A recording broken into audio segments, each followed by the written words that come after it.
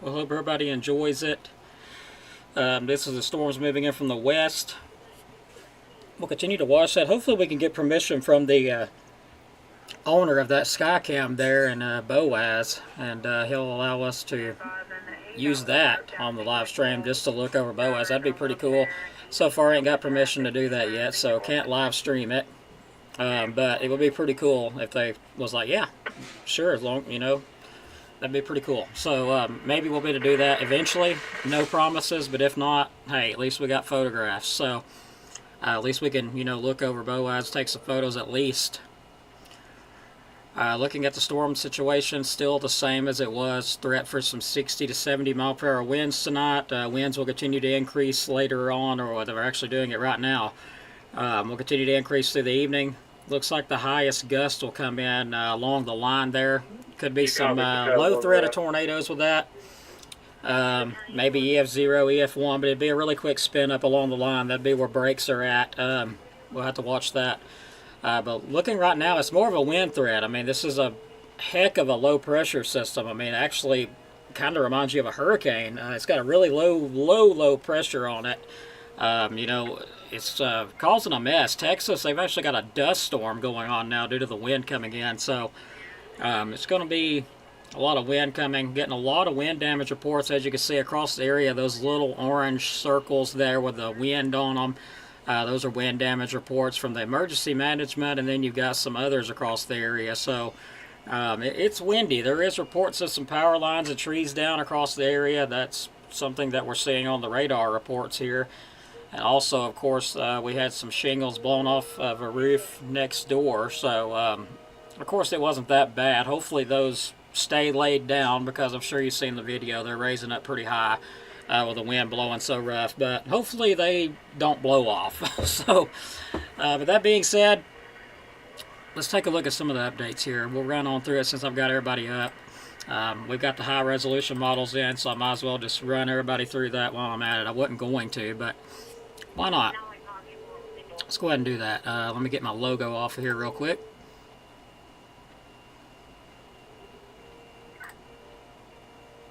Now we're going to switch around to the computer models here. Let's have a look at that.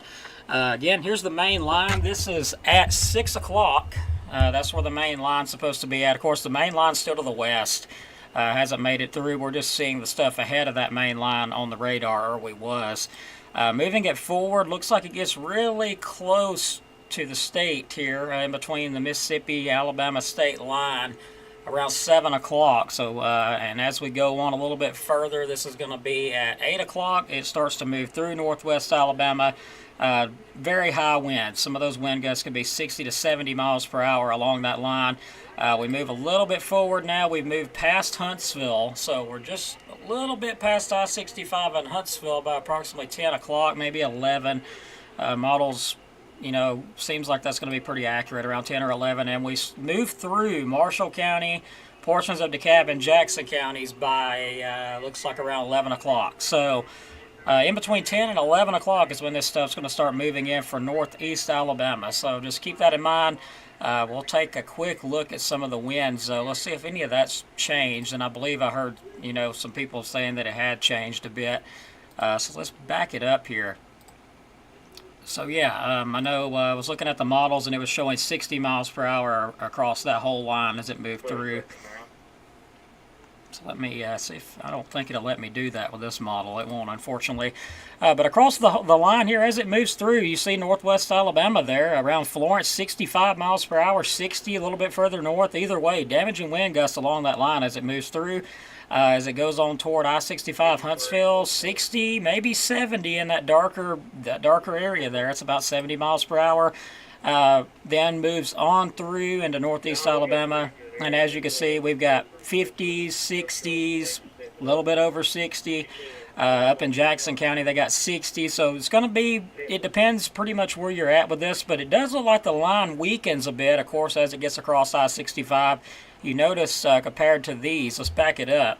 You notice a lot of reds there. Watch as it gets along I-65. Pretty intense right there. Now as it crosses I-65, of course, you notice the colors go down a little bit. But we could still, in the higher elevations, that's of northeast Alabama, we could see 60 plus miles per hour out of these.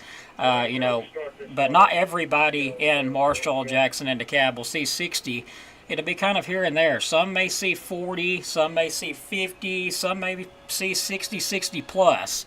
That's a very good possibility in the area, but the models are holding on to 60, you know, all through as it moves through.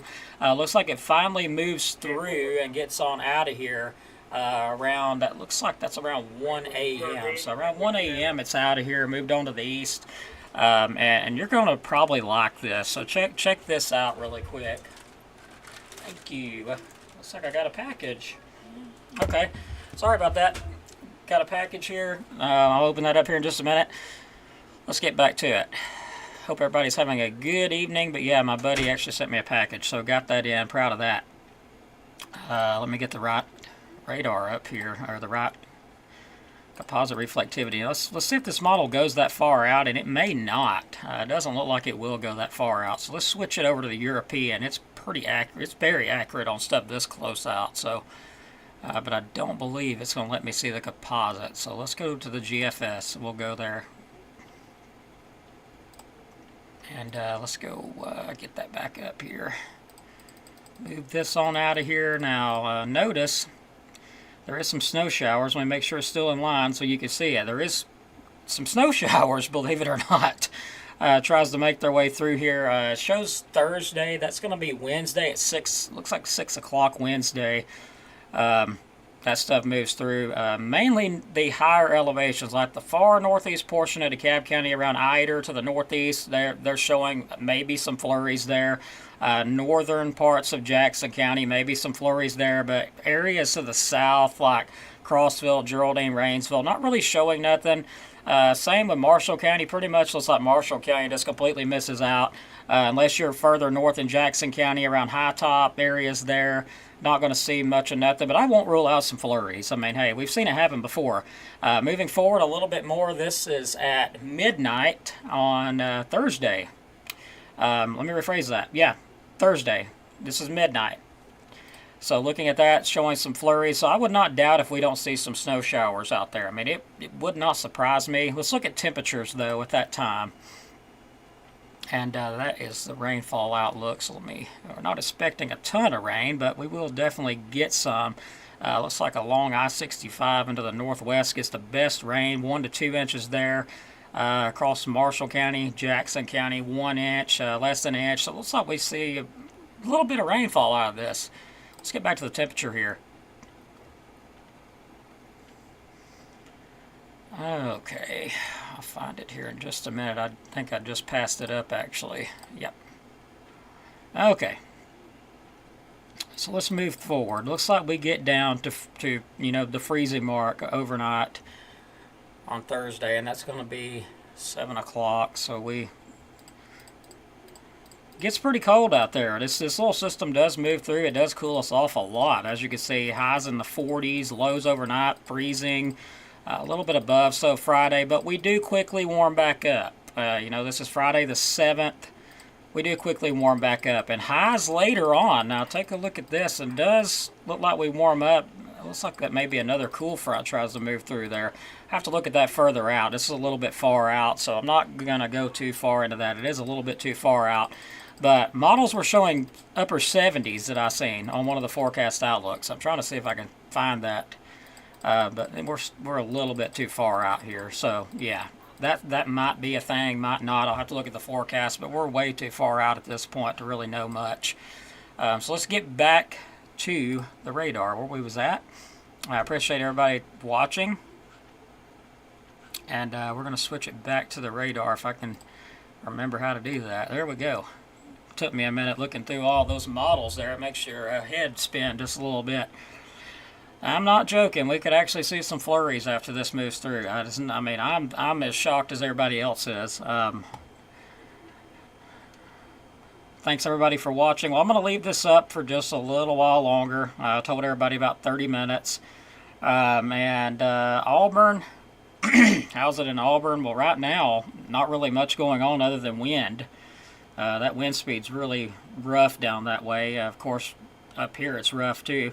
We have went down just a little bit with the gust. We had a gust on up there in the 30s, but now we've kind of went down to 22. So our gusts have went down just a bit, but I do expect it to pick up, especially as that line continues to move on into northwest Alabama. Now again, this is the front portion of it moving in. Let's see if we can back it up a little bit more to the main line.